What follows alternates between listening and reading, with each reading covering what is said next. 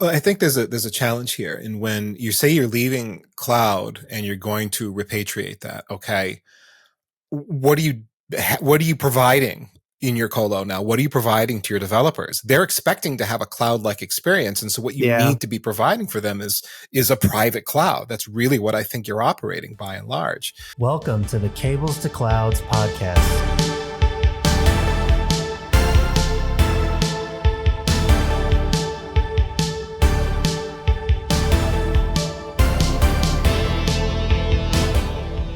Cloud adoption is on the rise, and many network infrastructure professionals are being asked to adopt a hybrid approach. As individuals who have already started this journey, we would like to empower those professionals with the tools and the knowledge to bridge the gap.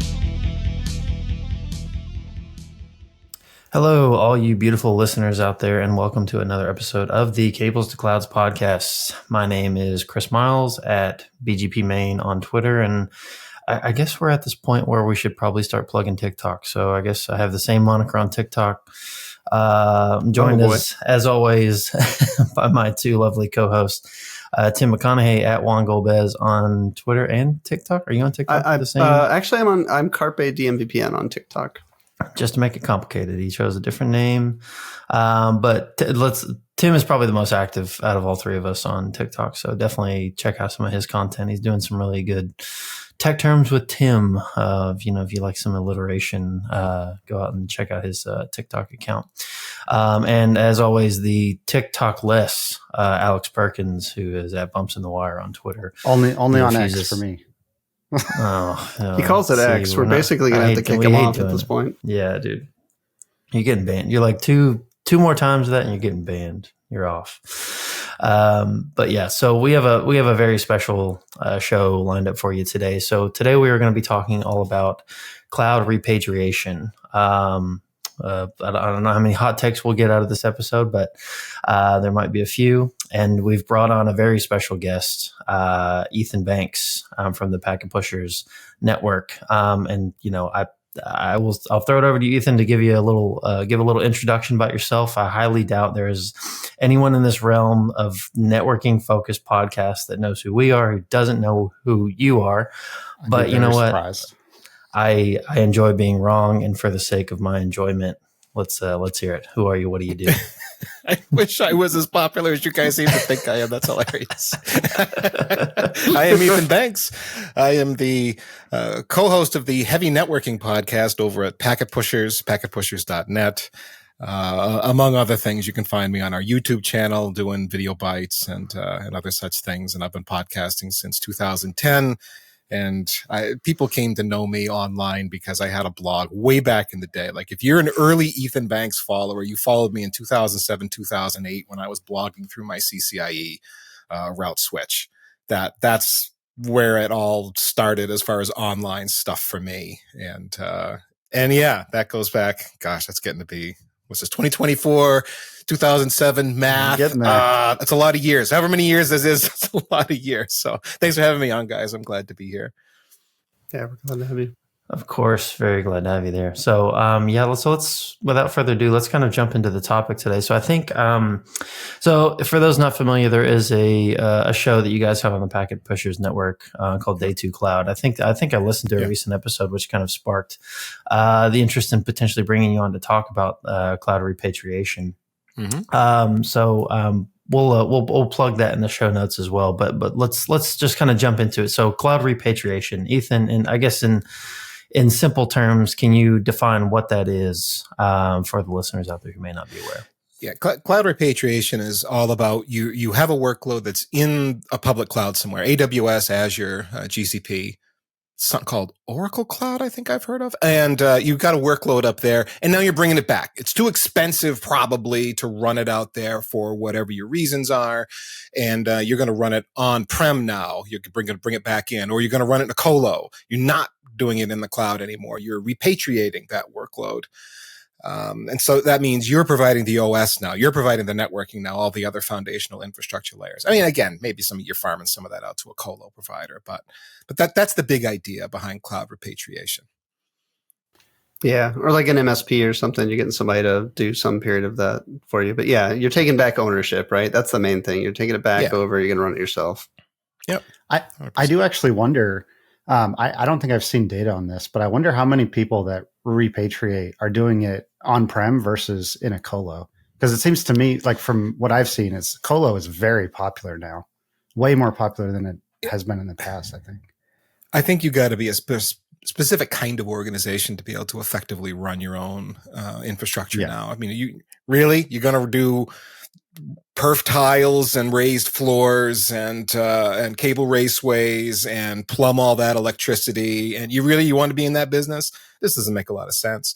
There's been so much more fiber run over the last decade and a half anyway, all over the place. You just need, you really want to be in a well-connected colo. That's a good, got a good crossing point on the internet to have you close to where your customers are and so on. Can you really, I mean, unless you're in a metro area, can you really do that in your own facility? Even if you wanted to run that facility, I'd be in a colo if it was up to me. It's actually a really good point. And let's think about the fact that, feeding the repatriation, I hesitate to call it a movement, but whatever you want to call it, the process.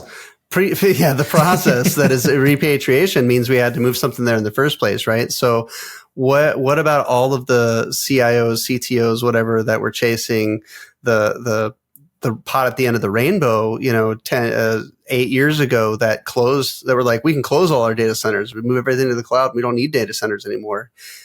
So that's, again, what are we repatriating back to if we actually started closing all of our data centers? So, yeah, exactly. Yeah. Maybe they were smoking the pot at the end of the rainbow. I don't know. Very possible. So we kind of covered what repatriation is. Let's kind of get into why organizations do repatriate from cloud. Is it purely based on cost, do we feel, or is there some functionality that they're not getting within the cloud which they think they can build on-prem? Because that seems like the obviously the heavy lift for me. I don't see that being an opportune thing for a lot of organizations, but I don't know. How do you guys feel? I think cost the big one. That's almost what everyone talks about. You read through David, what's his name? DHH, he's written about this, the 37 signals guy. His logic has been very much about cost. Now I think we can get into some of his content a bit later, but because there's more to that, his particular story than cost. Yeah. But cost is the big one people talk about. Public cloud bills are expensive. They're hard to understand. The formulas do change a bit. You were talking about the Day 2 Cloud show that we have on Packet Pushers. I'm no longer co-hosting that show, but when I was co-hosting that with Ned, we did another show just trying to break down basic costs of fundamental services like storage and networking and workload placement, compute, and so on, EC2, et cetera.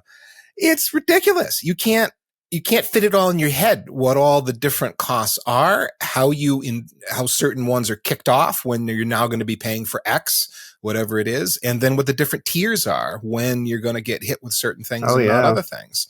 The scaling. So there's that. And then I think related to the cost component is, going back to the comment somebody made earlier about all those CIOs and CTOs going, let's get all those workloads in the cloud. We can shut down our data centers and save all this money. But they did a lift and shift. They never refactored their apps to be cloud native so that they could really scale them well. They ended up doing the same thing in the cloud that they were doing on premises. And so they end up with these big oversized EC2 instances that they don't need most of the time, but maybe they need them. It's like, can't they do auto scaling? No, the app was never redesigned to do auto scaling. So they're sitting there just chewing through money just in case they have a spike come in and make sure that they can meet that demand. So I think cost it really caught a lot of people where it's like, holy crap, this is expensive. I got to get this thing out of here. I mean, it's meant to be that way. The cost is meant to be obfuscated and hard to read and hard to understand and to scale up at certain arbitrary thresholds and all of that. Like you said, I mean, and I know on the Cloud Gambit, Will was talking to Corey Quinn, who of course, he's got an entire business that does just this, right? So cloud finances. It's meant to be that way, right? And I love what you said about the fact that You can't take an app. You can't essentially take a 24/7 data center, VM hosts that are running your app all 24/7, go put that in the cloud, change nothing, and save money, because how could you, right? You're just paying someone else's cooling bill, someone else's power bill along who with want to make managing margin on you. Right. They're gonna mark it up because that's how business works. Yeah. But we could park on cost for a while, right? I think we know that is the biggest driver, at least from everything I've been reading. That's definitely the biggest driver for repatriation. But there are some other ones that I've run into. I don't know if you guys have seen this, but data governance is one. People want to have very particular control over their data. They don't want it maybe they're in Europe and they don't want it in the data center of a company that's based in America. That's a thing. Or they want to be very particular about geography and where that data is resident, actually physically on the earth. They're peculiar about that. Some other things I've heard too, storage costs, because cloud storage is, again, expensive. So I don't know if this is a cost thing or not, but depending on what tier of storage you get, that can be very spendy, and you can have better control over your storage and storage costs that way. And then control over policies is another argument I've seen, although this one I didn't feel was the strongest one, because if you look at what you can do with IAM policy, wow, it's very rich and nuanced, which is maybe the problem, because it's get your head around IAM and get those policies written and have them be effective as a thing. But I've heard that argument made. We have better control over policy if we bring it on-prem and use our own systems rather than being beholden to the cloud. I thought that was a weaker one, but still an argument that some people make. Yeah, and I agree with all those. I think, like you said, the data governance thing is a big one. And now with all, AI stuff, everybody's worried about data sovereignty and like separation of their private data. So I think that is also driving a lot of this conversation right now. Or if it's not, it definitely will be, right? A lot of people are going to start worrying about what they're feeding into these models and where they're hosted. So for sure, agree with all those.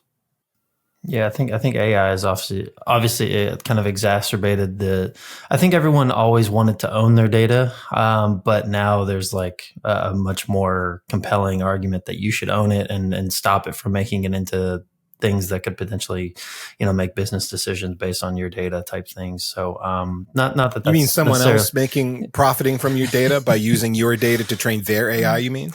Yeah. No one would ever do that, though, right?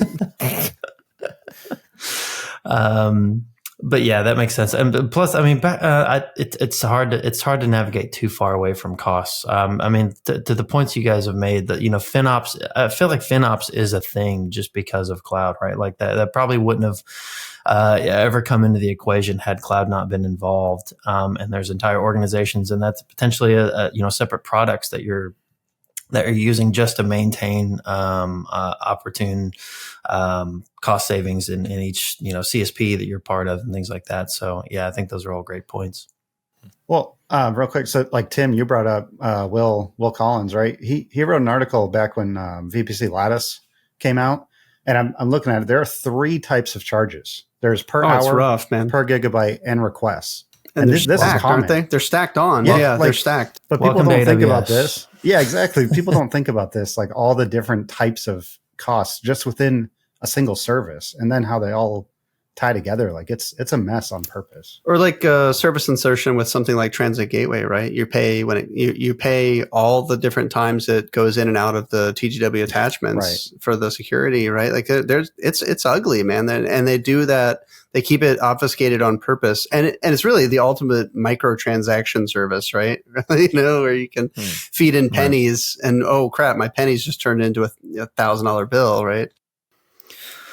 All right, so that's good. So let's kind of move on. Let's actually look at repatriation as a whole. I guess the current status on repatriation. Do we feel like it's Is this the manifestation of the loudest are the first to go, like first to leave the cloud type thing, where it's the vocal minority that are talking about this, but then in actuality, there's not a lot of meat on this bone here.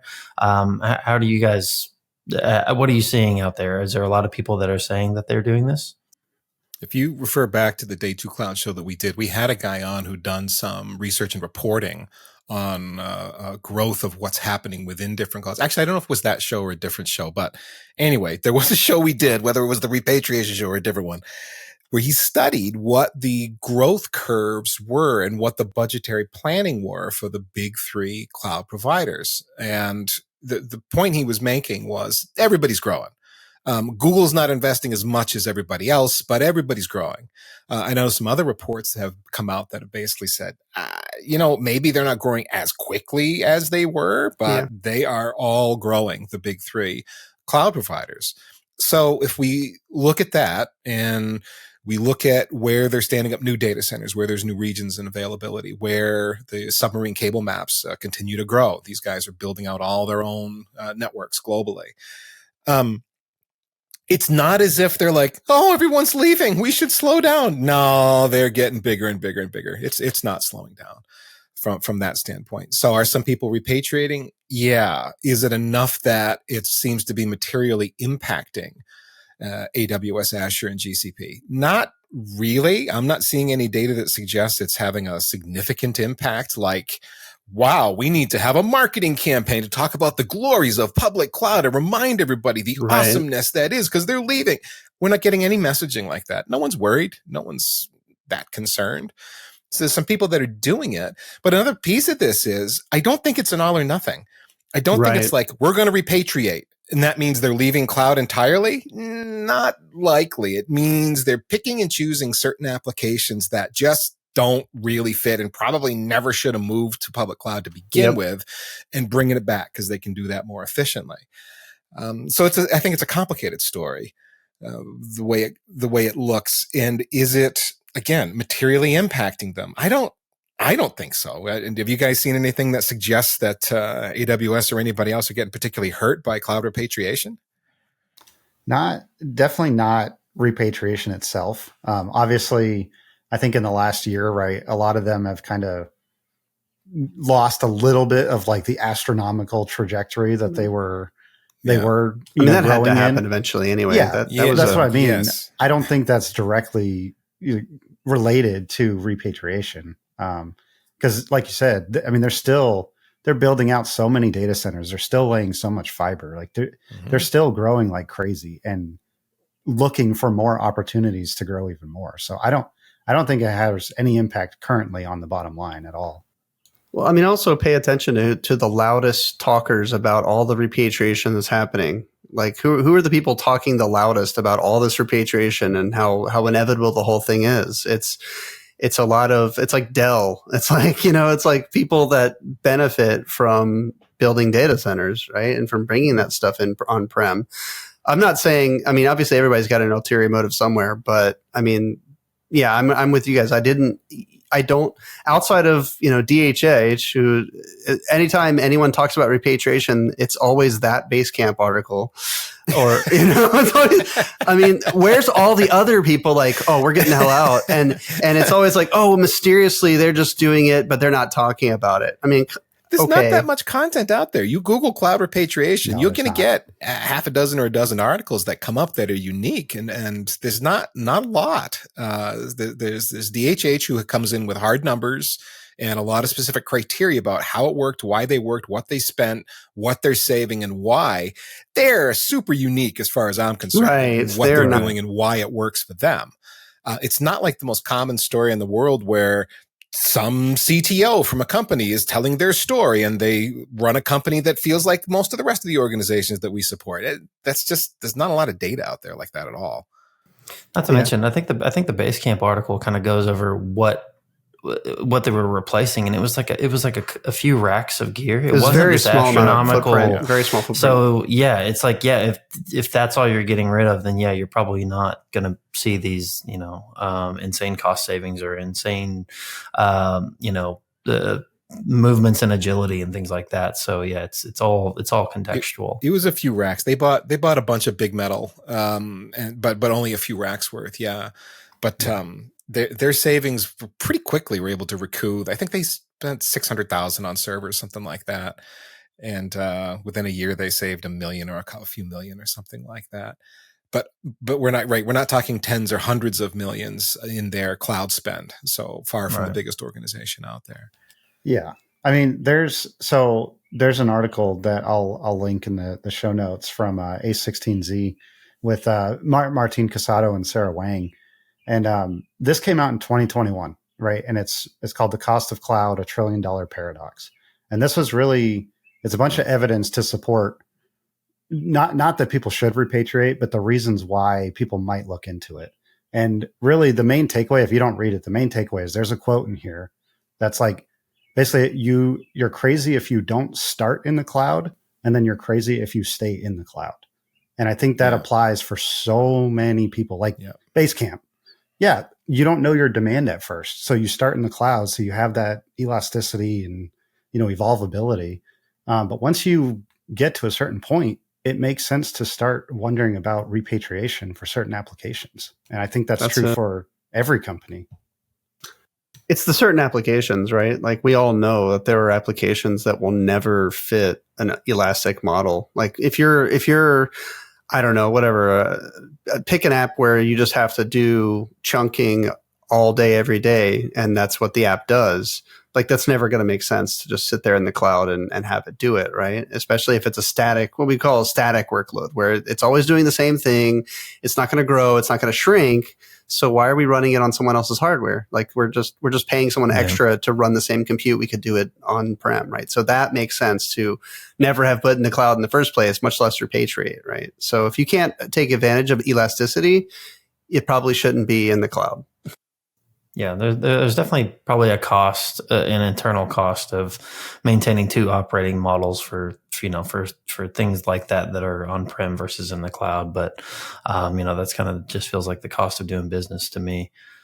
But to your point, about people talking about this with something to gain from it, like you said, like Dell, for example, we have that. I think there was a graph that was shared from Michael Dell just like a few days ago, I think, talking about that Barclays survey where it was like, CIOs that are planning on repatriating. And now it's like, it started out with a very low number, kind of even keel. And now it's like the mass majority is planning repatriation of some sort. But if that's the case, do we feel like that has to be a very small subset of things, or are people just keeping this close to the chest? Like, ooh, we're leaving the cloud, but we're not telling anybody. Like, how does this happen? Yeah, it looks like, so I'm looking at the graph. It goes back to 2018 basically, and there's like a light blue that is planning repatriation, and it's about 63% back in 2018, and now it's at 83. So I don't think it's quite as much as it seems like it is on the last picture, but it's the not planning repatriation that has gone down a lot as well. But we need to you gotta scope that, right? So when we say repatriation, we're not saying we're like you said earlier, Ethan. It doesn't mean we're pulling up stakes and like we'll have no workloads left in the cloud. Everything's moving back, right? I very seriously doubt that anybody, maybe besides Basecamp, is doing that. Well, I think there's a challenge here. And when you say you're leaving cloud and you're going to repatriate that, okay, what are you providing in your colo now? What are you providing to your developers? They're expecting to have a cloud-like experience. And so what you need to be providing for them is a private cloud. That's really what I think you're operating by and large.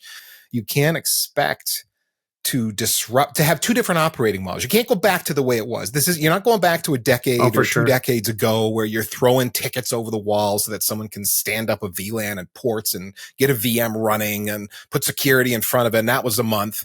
And now I can actually put work. No, it's got to be on-demand, self-service. Come on. That's the way it's got to be. And so I think that's another piece of this puzzle. If you're repatriating it to your own cloud. Did you build one? Do you have the operational expertise to build and operate your own cloud? I think that is a different thing. And I wonder how much of an impact that's having on certain organizations as they think through this and make their decisions. Now, if you follow with what VMware is doing right now, the Broadware, Broadcom, VMware by Broadcom. VMware by Broadcom. That's it. I got it. If you look at their messaging and where they're headed now, they want their customer base to be moving to VMware Cloud Foundation, VCF. That is where they're expecting their customers to land. They want their customers to be operating a private cloud. So if that's the trend for the future, I don't know that we're there yet for a lot of shops. I think there's a lot of shops that are still just running. If you look at the outrage in the changes to the pricing model and where VMware is trying to get their customers to go, and a lot of people don't want it. They just want, I have my perpetual license and I want to run VMware and my hypervisor and vSphere and that's it, you know? No, that's not what VMware wants you to do. They want you to operate private cloud. That's where they are intending to take you as a customer. So we know there's a lot of people that aren't there yet. And I think that complicates the repatriation story. What are people repatriating to? Are they really just going back to a old school VMware or Nutanix or, you know, something like that? Yeah, I think it's complicated because I've speaking from experience just directly related to VMware's offering, specifically in Azure, so AVS. A lot of the kind of communications that I've seen coming from people on the VMware as well as the Azure side is like, yes, you can deploy this on Azure in its own dedicated instance, but you have to kind of treat it as its own dedicated data center, treat it as its own like physical location separate from it. So it's like, what are you really accomplishing? Yeah. Whether you could just do that on your own or do it, you're not even really doing it in the cloud if you have to treat it in that capacity, right? So like, what are you really gaining in that scenario? Yeah, the operating model is no longer agile, right? Which is what you want. You want agile. That's the whole point. And that's a great point, Ethan. And it's probably one of the most important ones is that CTOs and CIOs chased we'll save money by closing data centers, go to the cloud. Now they're chasing oh crap, this was way too expensive. Let's move it back. But what are they moving it back to? And that is something that's not going to show up on a budget line item. And I think it's complicated. I started thinking through this. If you're going to repatriate now and bring it back and you're trying to figure out what to bring it back to, how do you figure out the cost of that and do it well, do it accurately? You've got a bunch of sunk one-time capital costs for the project to stand up racks, or even if you're in a colo, just to rent the RUs that you need and get in there. You got to fill it up with metal. And what hardware is it going to take to support your apps, your app or your apps? Presumably a lot of apps. Most organizations seem to have minimally many dozens of apps, if not hundreds. And I've talked to several organizations where it's thousands of apps that they're supporting. Okay. So are you going to do scale out or scale up? How is that going to work? You need to size your hardware appropriately for that. Is your app close enough to your user base? If you're up in the cloud, you can get your app close enough to your user base pretty easily just by picking and choosing where your apps are deployed. If you're going to repatriate, all of a sudden you have to think about geography and where your clients are and make sure that your app is published in all the places it needs to be published. And you're kind of on your own for that to make that happen. Whereas cloud makes that pretty easy. Do you have redundant architecture? Can you survive outages now? Remember those battle problems from the disaster recovery planning days and quarterly exercises to make sure we can fail over and all that kind of stuff, or making sure your app is architected so you can do active. You know, hardware's got a life cycle. It's going to age out. You got to amortize that cost. Is it 3 years? Is it 5 years? Is it 7 years? How long is that metal going to last? Do you have access to the hardware you want? Can you even get at it? Supply chains are better, right? I mean, most of the supply chain problems are over, but they're not gone. And GPUs, from what I'm hearing, are very hard to come by and they're not cheap. So if you think I'm going to build my own AI learning cluster, yay. No, you're not. You can't get that hardware. It doesn't, you're on a waiting list. So, and I could go on, but making the point that if you want to repatriate, you got to repatriate to something. What is the cost to build that and operate that? And that's just hardware, let alone the software layer now that actually does all the work to provide you with that private cloud. And then what about the people that are going to operate this? Do you have the heck? Well, we'll use the same people that we use to operate our public cloud infrastructure. Maybe not. DHH would say yes. We just had the same people, come over and they did the same things. So it's all the same. He had a very small footprint though. Right? And is it all the same skills or not? I'm not convinced the skills are identical. There are very similar skills, and I think you can pick up those skills, but it's not a slam dunk that because you have a bunch of Azure AWS gurus on staff that they're just going to be able to pick up and operate a private cloud super easy, and it's going to be awesome. And when you begin thinking about that geography stuff, just be able to provide a effective disaster recovery or business continuity solution, whereas the cloud, it was basically clicking and it's done. How do you do that internally? Now you actually have to think about things like bandwidth in between remote locations and having data replicated everywhere and so on. All of that stuff. Again, like the bad old days, the reasons we were like, the old problems. I'm going to cloud. Yeah. So as you can see, I think that this point is probably the most important point for this whole episode. And we should do an entire episode just around what it would look like to actually repatriate and come back. Ethan, you've named a bunch of things, and that's just the start of it, like you said. It's just the start. Like, what about infrastructure as code? Has anyone actually tried automation? I've done a lot of trying to make, Terraform and stuff work with on-prem, like traditional vendors. It's not pretty and it's not easy. And there's like, are people going to start using Backstage, right, to provide developer platforms? Like, there's so many things to consider. And the bottom line is you're competing against the hyperscalers. You don't have the resources they do, no matter how much money you have or how big of a company you are. So it's just like, there's just so much to talk about that people don't think about when it comes to this, that makes it very difficult to keep up. Yeah. I think the automation thing is probably the longest pole in the tent of repatriation.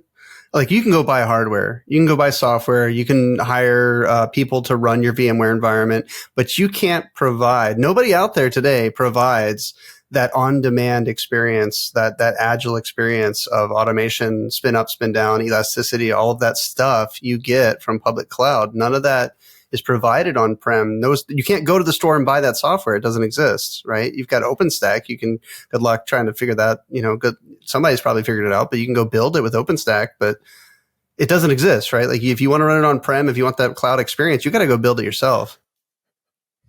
Yeah, I mean, people have tried, right? And people are trying today, but I personally, I don't think it's there yet. And it's slowly kind of creeping towards that, but there's still a long ways to go. And anyone who says that they have it is probably trying to sell you something, right?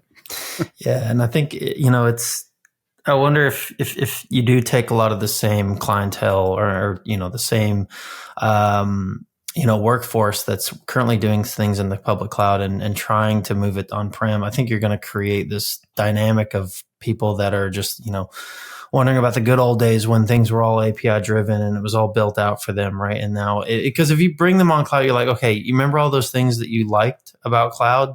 Let's build it here. And it's probably good in the sense that they know the things that they liked and the things that they don't like.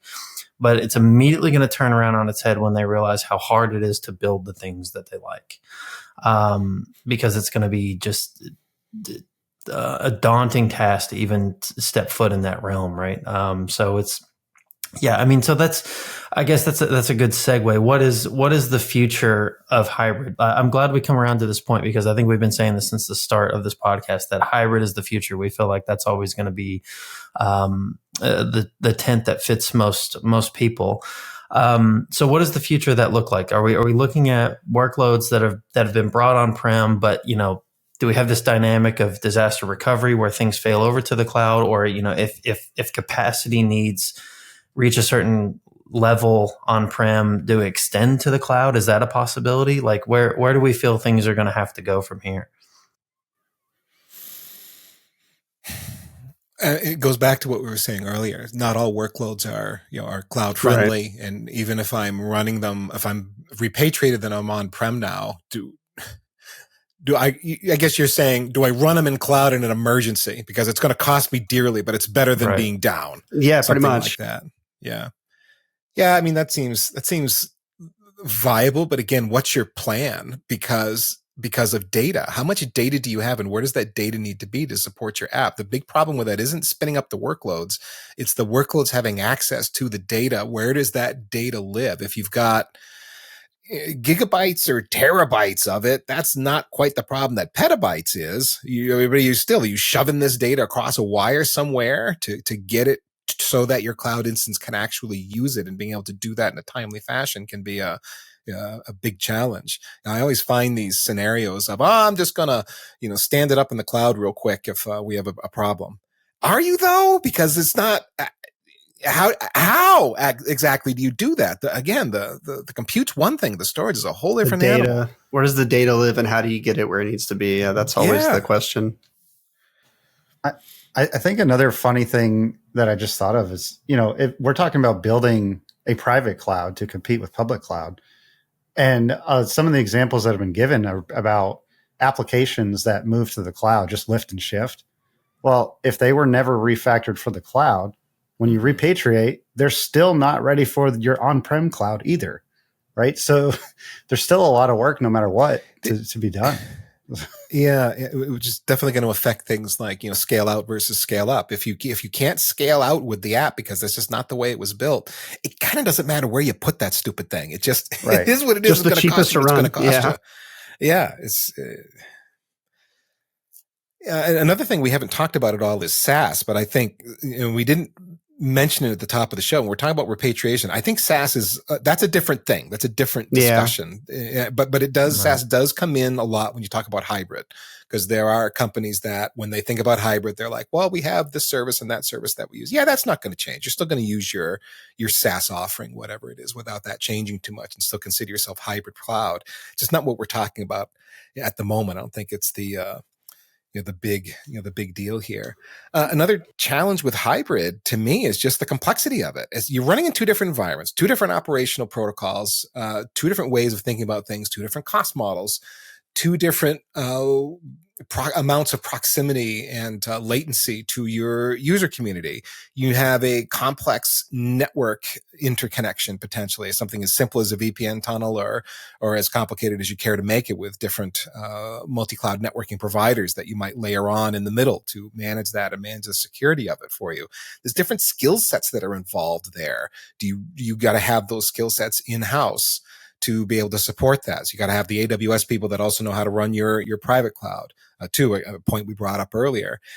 And anytime you put a technical solution together that has a lot of complexity, it tends to be fragile. There are elements of that solution, because it's complex and it's powerful, it can do a lot of things, but it'll break. It just has a tendency to break. There's dependencies, interdependencies between processes on networking, on DNS and it working right, on security and it working right, that when something in the chain breaks, the system goes down. Complexity breeds fragility, and a multi-cloud or hybrid scenario like this, where something's going to be on-prem and some of it's going to be up in the cloud, and we're just going to mix and match and do what we want. Woo! Are you though? Again, are you? I don't. I wouldn't go for that as my primary. Looking at cloud as backup, maybe, but I don't want to live in both worlds, I don't think. Not for the same app anyway. Did you guys ever talk to anyone on any of the Packet Pusher shows about the people from, I think it's Target and Walmart, both kind of have like their own on-prem cloud and they can burst up to public cloud? Yeah, do cloud bursting, yeah. Well, but I've seen, they're the only two companies I know of that I've seen talks. They did, I don't remember what year it was. It was a couple of years ago, but they talked at ONUG about that exact scenario. But they're the only two companies I know of that have talked. And think of the scale of their IT ops. That's what I mean. That's giant companies. Yeah.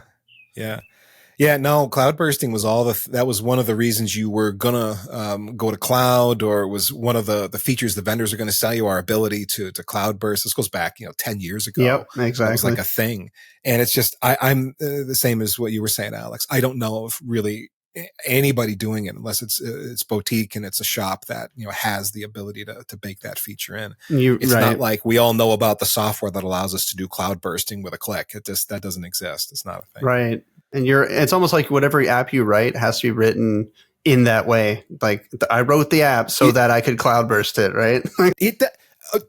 Right. How many of us have been on the networking side of things, and because the app wasn't written for that, we're doing stupid network Stupid cartwheels tricks. with tunnels and NATs and crazy DNS things and BGP Anycast or whatever crazy things we're doing just to make this thing work right. And then staring intensely at the storage arrays going, you stay in sync, you stay in sync, don't you dare. Because then the whole house of cards falls down.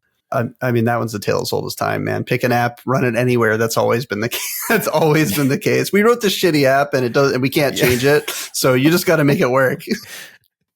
Yeah, I think you make a great point, Ethan, in that, you know, a lot of people aren't going to want to live in two camps of doing it this way versus doing it that way, you know, on-prem versus cloud. But it seems like, I don't know, there's a lot of heavy lifting that's going to need to go in and front load that to give those app teams the ability to make the proper decision about putting it in one camp or the other.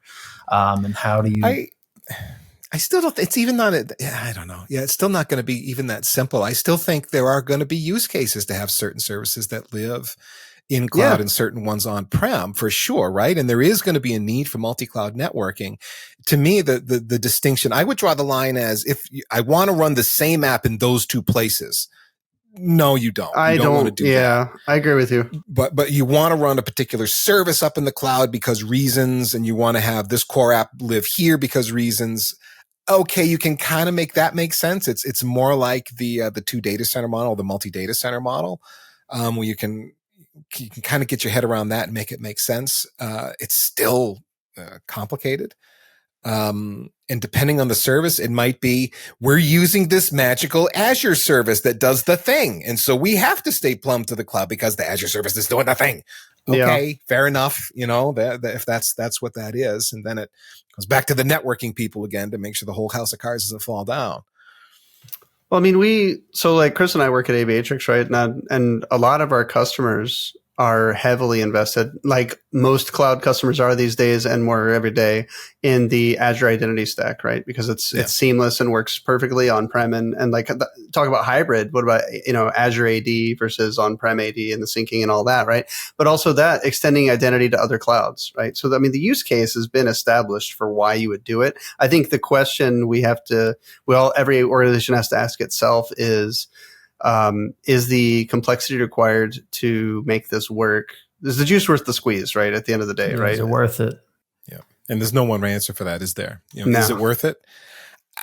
You know, it depends. It's a question of budget. It's a question of skill set. And the answer that might be right for one company might be wrong for another one because of nothing to do with technology and everything to do with, you know, budget or headcount or, you know, things culture, who knows? Yeah. That are that way. Not, it's as a young engineer, I was always frustrated when decisions were made that had nothing to do with technology. It's like, but this is the right technical decision to go this way. We should have bought this box or implemented this software, whatever it was. And as I got older and wiser, I learned, there's this thing called a budget, and sometimes you don't have the people to do it. And just because I in my young youthful exuberance think that the ideal solution is X, and we didn't do X, which means we compromised.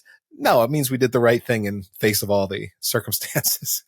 And that's this all over, you know, for sure. And I'm telling you, complexity in IT to me is driving me nuts. I have looked over the last, I was going to say 10 years, but even 5 years at the number of things we have added to the stack. You guys brought up automation a little bit ago. Okay. Automation doesn't actually change the technology. It just changes how we deploy the technology. Yep. That's just tooling and its process and its operations and it's how we get something done. It's not the thing we're doing. Right. You look at networking and all the overlays that we've added to the stack now. You look at security and the myriad different layers that we're doing security now. And what it takes to put an IT stack together that is, you know, robust and modern, that's DevOps friendly, that's infrastructure as code, and the skill sets that you need to have in-house to be able to support that. You actually have to, going back to is the juice worth the squeeze question, I think it's up and down the IT stack now where you have to think about that and really take a step back and go, okay, we can do these things. They give us these advantages, but wow, you know, the implicit technical debt that's created every time you flip a new switch and turn a new lever and add a new tool, and add the complexity that adds to your stack makes it makes it sticky, it makes it hard to move. It makes it hard to repatriate if you want to repatriate. It makes it hard to change. And we're getting deeper and deeper and deeper with these things as IT evolves and as new market segments come out. And it's like, oh, you got to have the new thing. You got to do SASE now. That's the latest, et cetera. Zero trust I think AI. it's a growing, I want to say it's a growing solution, but it's a growing problem to me, all this complexity. Do we have to have all of this stuff that makes our IT stack what it is? I was going to say, it's funny we've gotten this far and we haven't even really talked about security, because that's also another thing of maintaining security across, obviously multiple domains. Yeah, that's a burden on its own. So maybe that'll be, I don't think we'll have time to get into it today, but maybe that'll be on the next one. Alex, did you have something? Yeah, I got a somewhat quick one. I love to talk about platform teams. So I think, to me, this is like a perfect example of why platform teams are going to be more and more important in the future. Yes. Agreed. And I mean, it just showed, right? Like we just had an episode with Chris Wall talking about platform teams. And that was really for more, I guess, like kind of more traditional on-prem stuff. But it just shows like platform teams need to be able to go everywhere, multi-cloud, on-prem, like every single thing. That's what a platform team is meant to solve, is these kinds of complexities. So I don't know that businesses see it the same way, right? I think they just kind of see it as, oh, these are people that can tie all our things together. But the people that are on these teams are going to be the ones that come out with these new products and new ways of how we can tie everything together. You can replace what I was saying earlier in the show about you're building a private cloud with you're building a platform. You're doing platform engineering. Yeah, that's right. Really what's going on. Yeah. Yeah, and I've talked to Chris. Chris and I keep up pretty regularly, and I know a bit about some of the things he's built with some of his projects. Oh, and awesome. He's taken the way we used to build IT, thrown it out, and rebuilt it in the model of a platform. If I had to build my own cloud, if I had to build something that's self-service for developers but still private, what does that look like? How do I do that? What's the thought process behind it? He's got a lot of thinking behind it. He showed me some internal only stuff of how to think about that. And I'll tell you, it is not the way those of us coming from traditional standing up servers and racking things and cutting ourselves on cage nuts and so on. That's not the way we grew up to think. It's a whole different thing that comes from the cloud paradigm. Yeah. Yeah. And I think he's got 4 blog posts out right now about building platforms and kind of his thoughts behind them. So definitely check him out. We'll link his website in the show. Wallnetwork.com, WAHLnetwork.com. Yeah. Well worth a sub. Well, and we need the platforms because of what you just said, Ethan, how as the technology matures, we just get more technology, right? And it's more complicated and it's more interconnected, as it should be. Interconnected is something that we should have always had, probably. We can't silo anymore because the tech doesn't allow us to silo it anymore. Really, it's all interconnected. So it's form following function, and I couldn't agree more. Yeah. On the plus side, the world is getting better connected, where the challenges of latency and so on are reducing. I live in a rural town in the mountains of New Hampshire. Somebody in my town is rolling fiber out. There are huge spools of fiber going out everywhere. Nice. I'm not sure who the provider is 100%. I think it's Fidium. I think I saw in somebody's truck. Not positive. But I mean, it's the fiber's getting out there. There's enough investment happening finally, in America, that even in the hinterlands where I live, the broadband and the fiber is getting rolled out such that maybe it does get a little easier to build some of these solutions without worrying about, oh geez, how much latency? 55 milliseconds. Oh, that's going to suck. And it's maybe it's not as bad a problem as it was. Oh yeah. Yeah. We just got fiber within the last year. In my neighborhood. You just got it? Fiber? Yeah. I don't have it here. Yeah, that's not happening in Australia anytime soon. So I do miss. I was in Tulsa, Oklahoma prior to this and had fiber to the home, and it was wonderful. But I trade-offs, right? The whole episode's about trade-offs. I made a trade-off to come here, right? But with that, let's wrap it up. I think this has been a good conversation. I think it's funny that this is a topic that's kind of bubbled up and started getting some commotion on the socials and things like that, because it just made it. I feel like every blog post and every kind of take I've heard on it made it so trivial in that it was just, it's so easy. Why wouldn't you repatriate? But we've spent, 50 plus minutes here talking about how complicated it is and why you should really put thought into it prior to doing it. So yeah, with that, I guess, Ethan, let's do you have any closing thoughts you want to make on repatriation before we wrap up? Well, just to echo what you were saying, Chris, it's not a straightforward solution. Like, you bring it back, you save money. Yeah, that's the beginning of the conversation, the very, very beginning. And all the cost that's involved is not in terms of dollars and cents. There's a lot more to it than that.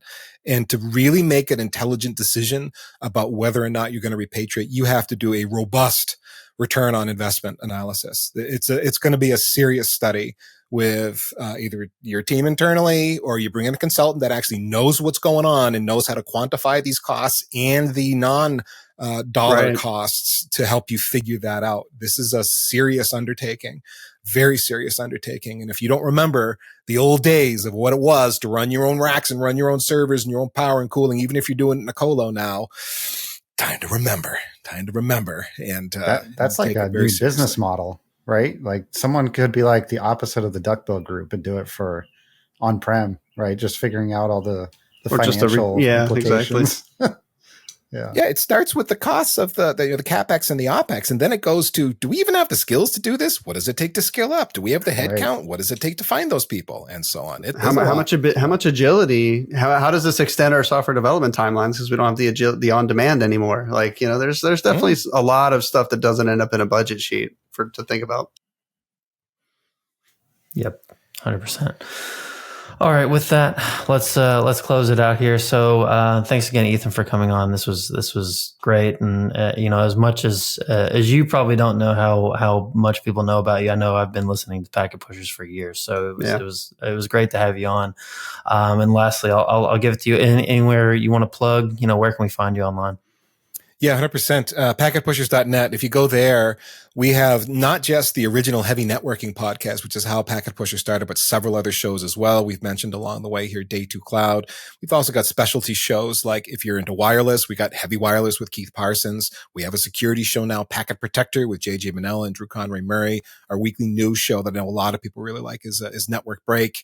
We have a strategy show for those in the C-suite and any architects that like to think about strategy, heavy strategy. And I'm sure I'm forgetting some because I'm rattling these all off the top of my head. But anyway, go to packetpushers.net. They're all there right on the front page. Or just go to wherever you listen to podcasts, Spotify, Apple Podcasts, type in Packet Pushers and the whole list of shows will come up. And we got other stuff too, guys. We have a Slack community, newsletters, and all the things. We have all the things. So if you want to follow me personally, you can find me on the Packet Pushers Slack group or on LinkedIn. LinkedIn is where I do most of my social posting these days. It seems to have, I was on X, Twitter there forever, and I'm still there. Occasionally, I'll tweet something very occasionally, but LinkedIn's where you can find me. Yeah, LinkedIn's talking the most these days. That's fair. It's crazy how hard LinkedIn's come back into the fold for me. I did not see it coming, but here it is. I'm so here hard. For it. It's the shitification of the competition. Yeah, no kidding. All right. Well, thanks a lot, guys. This has been Cables to Clouds. You can find us online at Cables to Clouds on all the socials, any of them. There's so many of them out there. We're probably on all of them. Hit us up at cablestoclouds@gmail.com if you have any inquiries or want to chat to us about anything at all. And we will see you next time. Cheers.